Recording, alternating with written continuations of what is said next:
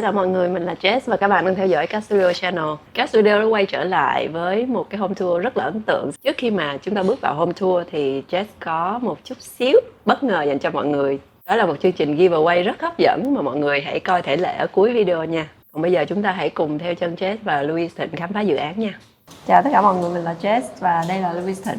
Hôm nay Jess và Thịnh sẽ dẫn mọi người đi home tour một căn duplex mà tụi mình đã hoàn thành nhiều tháng trước đây. Căn duplex này mình thiết kế cho hai vợ chồng trẻ với gu hiện đại và cá tính. Xin mời các bạn vào xem.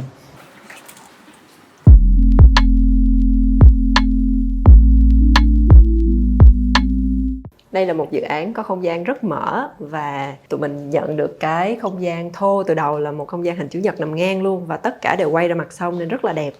Không gian rộng nhất ở trong căn nhà này sẽ dành cho phòng khách và phòng bếp. Thực ra cái bếp ban đầu nó không có nằm ở đây đâu mọi người, nó nằm ở góc bên kia kìa. Lý do mà tụi mình đưa cái bếp qua bên này á là tại vì tụi mình thấy có một cái khu vườn ở ngay góc rất là rộng và rất là đẹp, và ban đầu á cái bức tường này nó kín luôn chứ nó không có ba cái vòm này, thì tụi mình nghĩ trong đầu là tụi mình sẽ mở không gian này ra để cho cái bếp nó có một không khí sinh động, chuyển động nhiều hơn, thì tụi mình nghĩ là cái không gian mà sinh hoạt ở gia đình này tương tác sẽ tốt hơn rất là nhiều. Về style của ngôi nhà này thì ngay từ đầu chủ nhà đưa ra một cái đề bài là muốn một không gian nhẹ nhàng, thoải mái để sau một ngày làm việc anh chị có thể thư giãn hơn. Sau khi Cat nói chuyện nhiều hơn với anh chị thì Cat nhận ra rằng anh chị thích cái style nó cá tính hơn, mạnh mẽ hơn, nhưng vẫn kết hợp với những cái đường cong, những sự mềm mại uyển chuyển hơn, chứ không là một màu đen cứng ngắc. Thực ra thì những cái mà chủ nhà tưởng tượng ra mình thích gì á, đôi khi mà mình nói chuyện với nhau thì mình nhận ra là đó chỉ là mình nghĩ mình thích thôi. Nhưng mà khi mình đặt đúng câu hỏi thì nó sẽ có thể đưa ra những cái kết quả đúng hơn về phong cách và những gì mà thực sự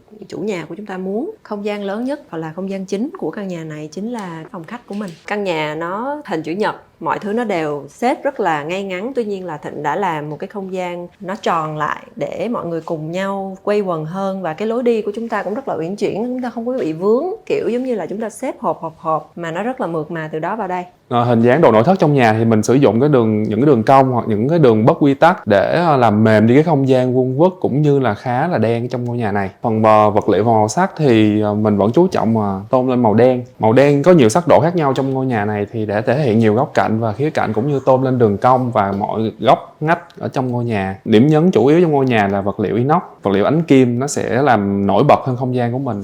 Sự kết hợp của inox vào đây nữa thì nó sẽ làm cho mọi thứ nó đỡ mát hơn và nó rất là hiện đại trẻ trung. Ngoài ra thì Thịnh đã làm nguyên một cái tủ integrate TV vào.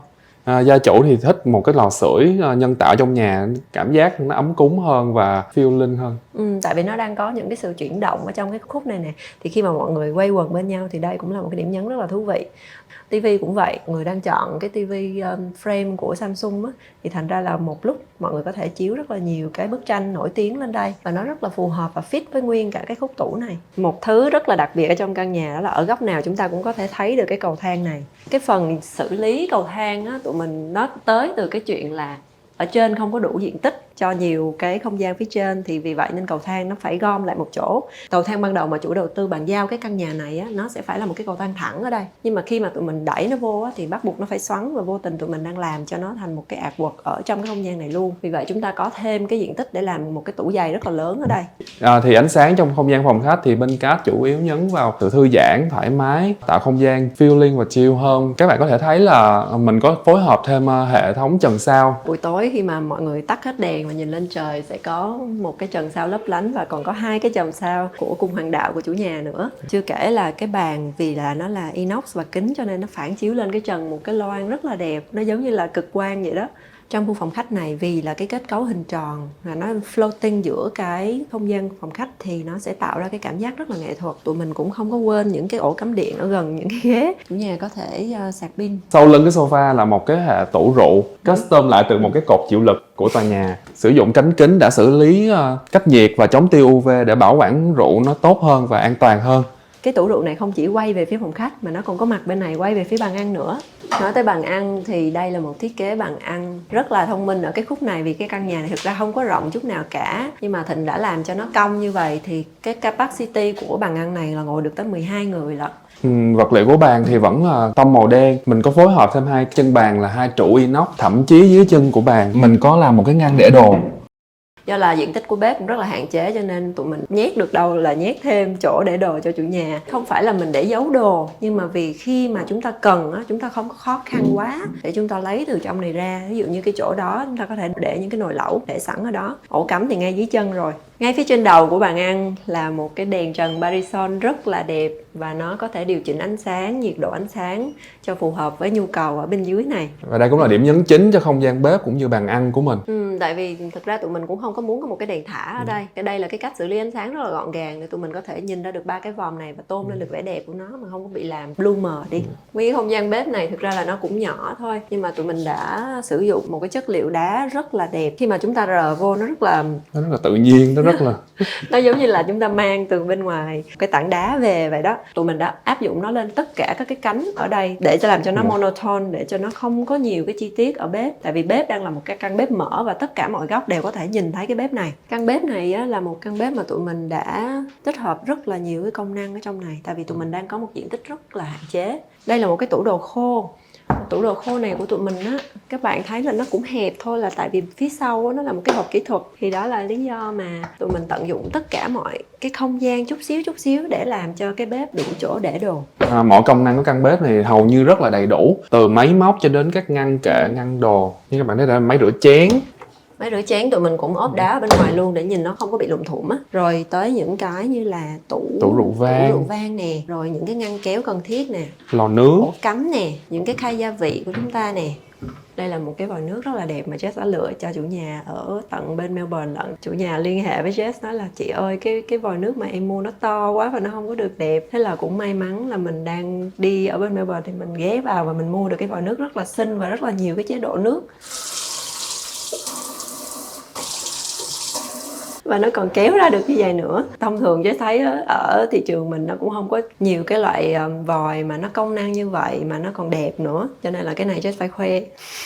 Kế bên cái bồn rửa là cái thùng rác không có cần sử dụng tay, chúng ta chỉ cần đá chà nhẹ chân thôi. Phía bên này là một hệ tủ lạnh giấu cửa. Mình đã gắn cánh cửa gỗ lên luôn, nhìn cho đồng bộ với cả một khu bếp. Tủ lạnh 2 cánh rất là rộng lớn để có thể để đồ đủ cho cả cái gia đình này. Ở bên góc bên này còn thêm những cái extra storage nữa, để những cái nồi chiên không dầu, máy móc nữa kia. Đảo bếp mình đang có 2 cái ghế bằng gỗ tự nhiên mà Mori làm. Ở dưới chân tụi mình bọc một chút xíu inox ở dưới để cho nó bớt mộc lại và nó hiện đại hơn. Ở đây thì chúng ta có thể vừa ăn sáng hay là vừa trò chuyện tương tác với lại phòng bếp rồi phòng khách, rồi chúng ta cũng có thể vừa làm việc nữa. Thì theo tụi mình đây là một cái cách giải quyết bếp mà gọn gàng nhất cho một cái không gian mở như vậy. Bây giờ chúng ta ra thử ngoài vườn cây và chỗ giặt đồ ha.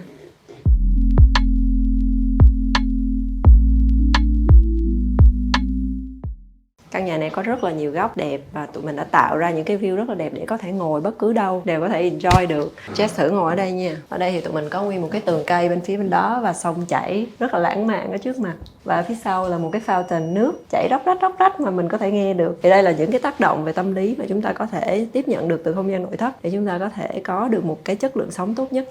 Jess quên nói với mọi người là cái gạch ở phía bếp á, tụi mình đang không xài gỗ mà là gạch để cho nó không có bị thấm nước từ cái việc mà nấu ăn. Và cái gạch này nó trải dài tới cái cầu thang. Nó tách riêng cái khu vực mà ở ngoài bước vào tới cái khu vực phòng khách ấm cúng. Và nó đi tới đây. Nó kết thúc ở phòng làm việc.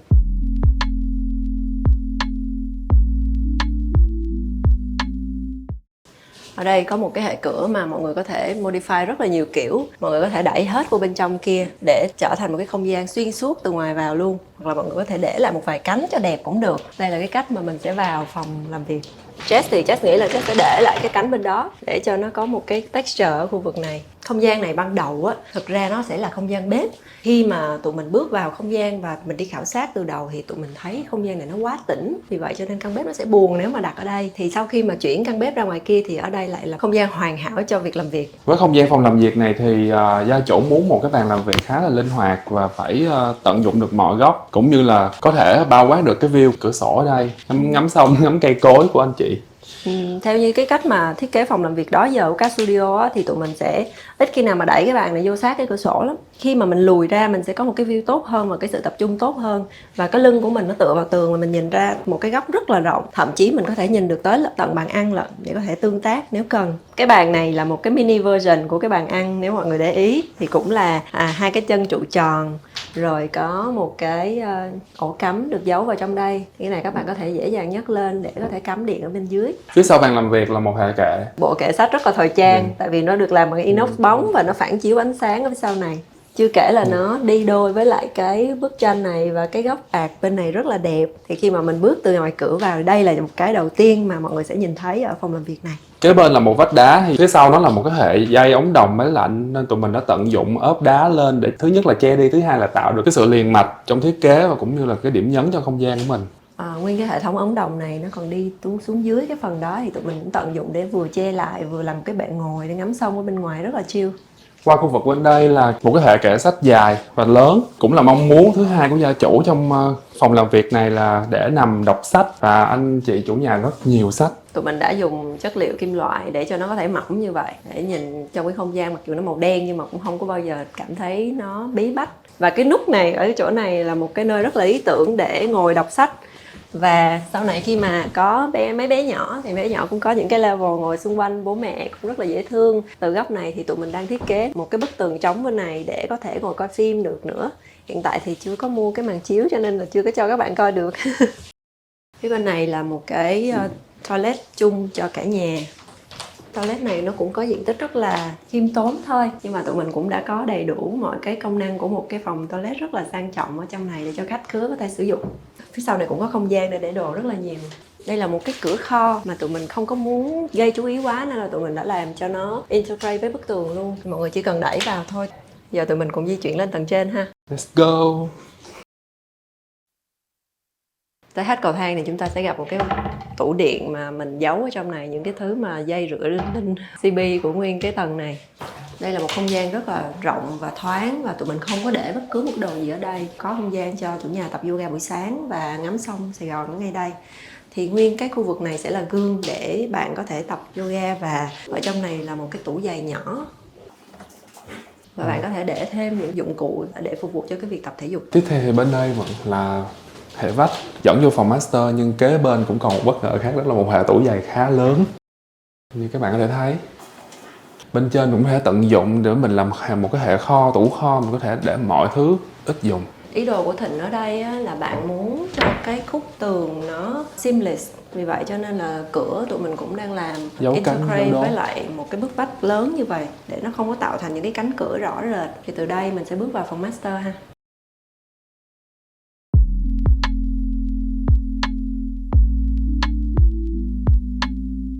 Đây là không gian phòng ngủ master. Với cái ánh sáng ở trong phòng ngủ thì tụi mình đã chọn ánh sáng rất là ấm, và cái ánh sáng này còn điều chỉnh được trên app điện thông minh của cả tòa nhà nữa, nên là có thể điều chỉnh được cường độ và nhiệt độ. Về ngôn ngữ thiết kế thì chủ đạo vẫn là tông màu đen. Cực kỳ yêu thích của anh chị là một màu đen và màu xám. Mình sử dụng theo cái tông màu xám thì nó có sự chuyển, nó nhẹ nhàng hơn và nó đỡ khó chịu hơn và nặng nề.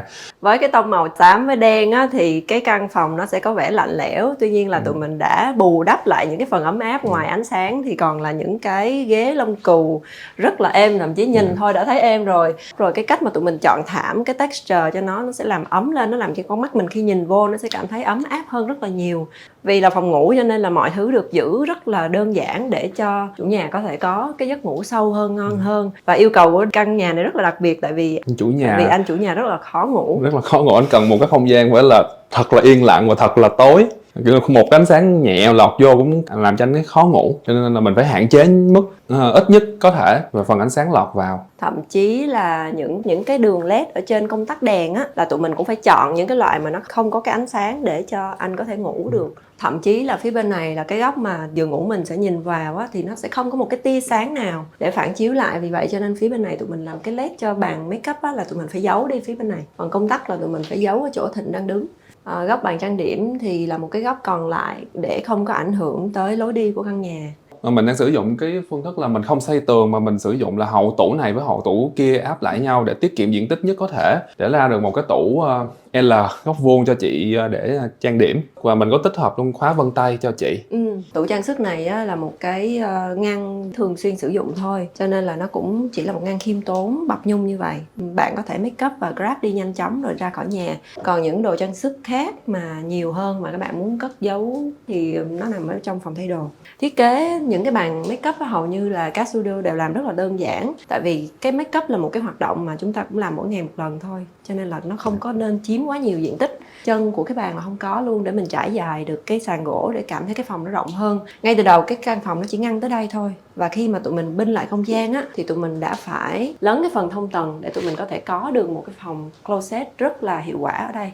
Mời mọi người đi vào xem. Vào đây thì các bạn có thể thấy là một không gian closet theo mình cũng gọi là khá là rộng, nhưng mà mình cũng phải rất là cân đo đong đếm để phân chia thứ tự nè, rồi phân chia cái không gian cho từng loại quần áo, từng loại trang sức, vì anh chị chủ nhà rất là nhiều đồ. Lý do cửa ở đây là tại vì nó nằm kế bên cái phòng tắm, và Jess cũng không có muốn mọi thứ nó ẩm ướt, cho nên là mình đã có một cái căn phòng đóng kín hoàn toàn như vậy. Thì cái access đầu tiên là một cái kệ hở để bạn có thể nhanh chóng bạn grab nước hoa hay là túi xách để đi ra ngoài. Rồi tới cái section, những cái section đồ đạc được chia theo đúng cái thói quen sử dụng của chủ nhà này. Và Thịnh đã chọn một cái finishing cho cánh tủ rất là sang và làm cho không gian không có bị đóng hộp lại á.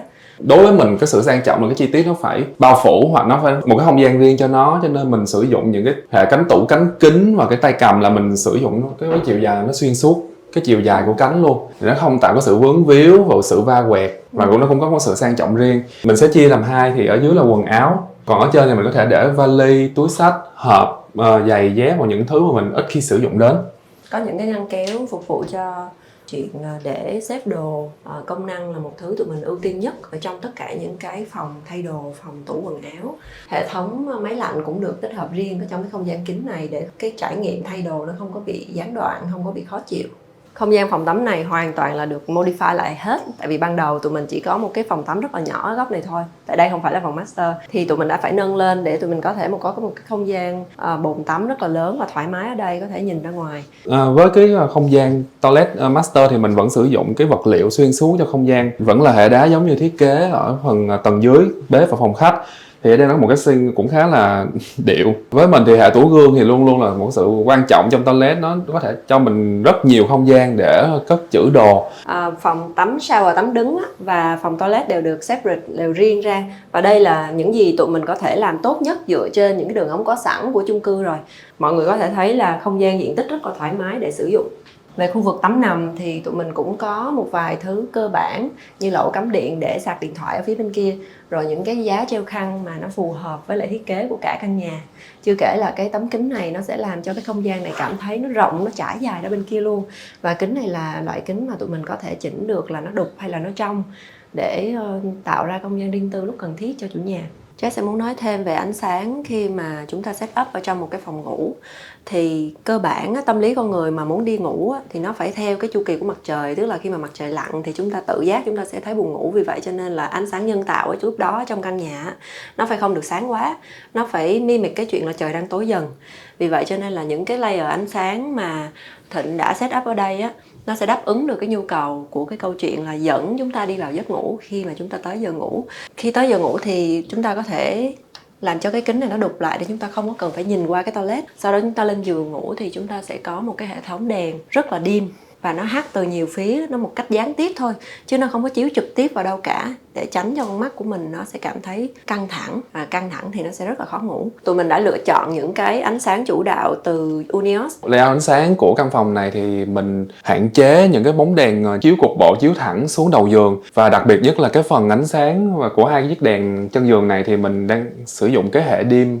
Nó có thể dim xuống tới mức ánh sáng tạo cái cảm giác dễ ngủ cho con người nhất. Hai đầu giường thì có hai cái đèn đọc sách rời. Với công tắc rời thì các bạn có thể đọc sách ở đây mà không có bị ảnh hưởng tới người khác, và cũng không có ảnh hưởng tới không gian chung. Trường hợp mà muốn đọc sách thì chúng ta chỉ cần mở cái bóng đèn này thôi, và chúng ta tắt hết những thứ còn lại. Mọi người có thể thấy là trên trần chúng ta đang rất là ít bóng đèn. Tuy nhiên là tụi mình đã tính đủ cái lumen cho cái căn phòng này. Vì vậy nên khi mà chúng ta mở hết bóng đèn lên, nó vẫn đủ sáng để chúng ta có thể làm được những cái công việc khác, hay chúng ta có thể nhìn rõ nhau. Và nó còn có thể sáng hơn được nữa dựa trên cái app mà chúng ta chỉnh ở trên Smart Home.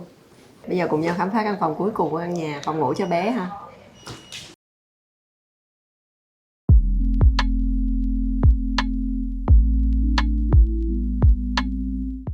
Thì về idea của phòng em bé thì mình sử dụng cái tông màu chủ đạo là màu xanh, chọn cái màu xanh tông, màu xanh quả bơ.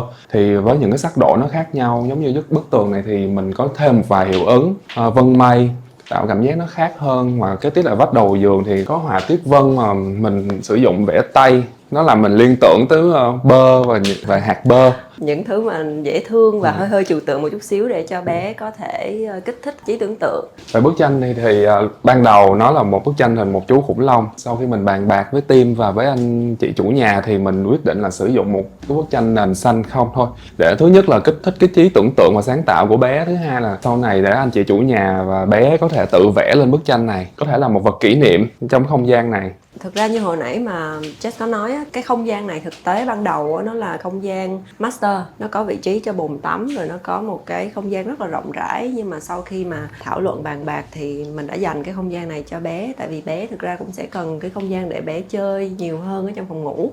Chiếc ghế này đặt ở đây thực ra là một cái chiếc ghế đã có sẵn, mà ban đầu nó màu khác, cái khung này nó màu khác, và Jess cảm thấy là chủ nhà rất là thích cái ghế này từ trước, cho nên là mình đã không có quăng nó đi mà mình đã sơn lại cái bộ khung và để cho nó hài hòa với không gian còn lại tổng thể, và nó rất là cân đối với cái bộ piano kế bên này. Kế bên thì nó có một cái kệ sách nhỏ nhỏ cho bé. Thì cái kệ này nó mỏng thôi.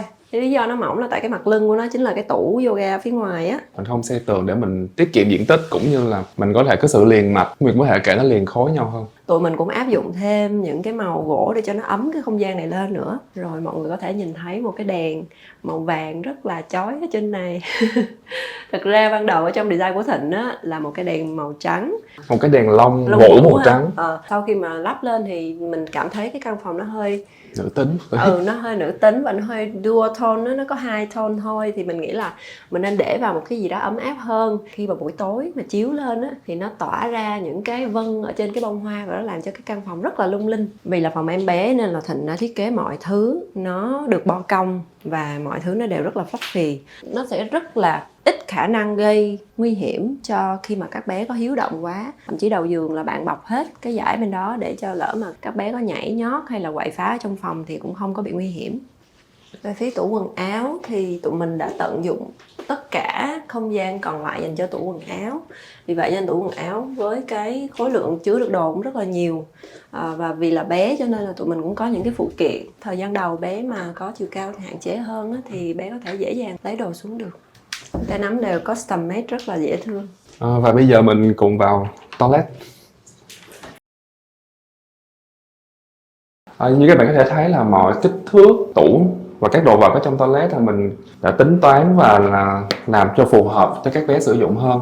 Sau này các bé lớn lên thì mình có thể nâng cả hệ tủ lavabo và hệ tủ gương lên cho phù hợp với chiều cao của các bé. Các bạn có thể thấy ở đây là một cái tay nắm rất là dễ thương. Đó là hai chú sư tử. Tiếp theo là điểm nhấn thứ hai mà cũng có thể gọi là điểm nhấn chính ở trong cái toilet này là một bức mosaic hình chú khủng long. Thì các bạn có thể thấy là thường các bé rất không chỉ đi tắm chỉ chịu chơi thôi, cho nên mình muốn tạo không gian cho nó rất là sinh động và thật là thu hút các bé. Vậy là một home tour nữa tụi mình đã hoàn thành. Một lần nữa Jess thay mặt team Cat Studio cảm ơn tất cả các đối tác, cảm ơn tất cả mọi người đã cùng nhau hoàn thành căn nhà theo đúng như những gì mà tụi mình đã thiết kế lên. Dự án này không thể thành công nếu như mà không có sự hỗ trợ của chủ nhà nữa, vì các bạn đã rất tôn trọng bản thiết kế và đã giữ y nguyên những gì mà tụi mình đã đề xuất. Mong là trong tương lai Cat Studio sẽ còn có những cái công trình truyền cảm hứng hơn nữa, và các bạn tiếp tục ủng hộ tụi mình bằng cách nhấn nút like và đừng quên share hay subscribe cho tụi mình nữa nha. Các bạn có thích chi tiết nào trong không gian căn hộ này thì các bạn có thể comment ở dưới cho chúng mình biết nhé. Bây giờ thì hẹn gặp lại mọi người. Bye!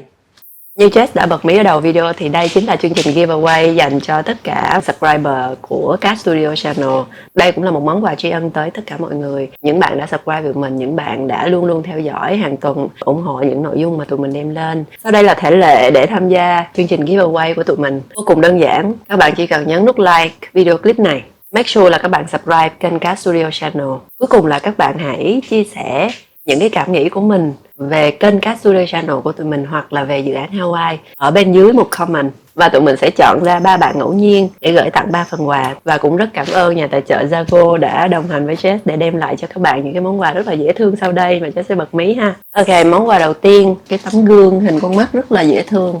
Mọi người có thể treo nó cùng với những cái bức tranh, những cái artwork xung quanh. Nó có thể đứng một mình, nó có thể đứng chung với nhiều thứ khác nữa. Mình cảm thấy là nó sẽ đem lại cái personal touch trong cái không gian cho mọi người. Đây là món quà số 1 ha. Rồi món quà số 2, những sản phẩm này là Jess tự tay pick từ Zago. Mình cảm thấy đây là những cái sản phẩm rất là xinh xắn, dễ thương và nó có nhiều cái mục đích sử dụng. Cá nhân Jess nếu mà có cái giỏ này thì Jess sẽ để một cái cây ở bên trong. Từ những cái chi tiết tay nắm, handle hay là những cái màu sắc kết hợp với nhau rất là đẹp. Đây là món quà số 2 cho các bạn.